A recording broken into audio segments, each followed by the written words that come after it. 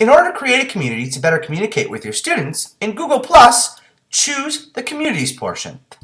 When you click on this, it'll bring up any communities that Google thinks you might be interested in, communities you've previously joined, and communities that you currently moderate. If you haven't created any communities, this portion will be blank. Click the blue button in order to create a community. You can choose to restrict your community to only your domain or allow others to join it.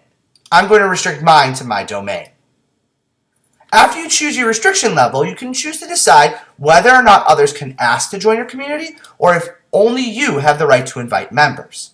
I'm going to choose to keep mine private so that it functions as something of walled garden to help protect my students' privacy.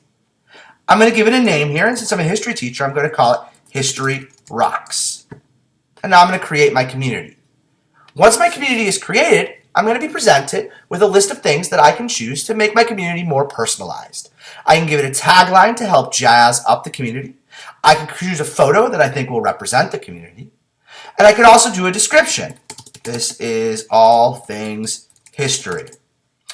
One of the more useful things is that I can create categories that any posts that go on can be placed into.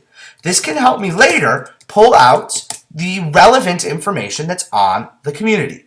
I can create one for learning targets, for film responses, for anything that I think I might want to see or my students might want to see later.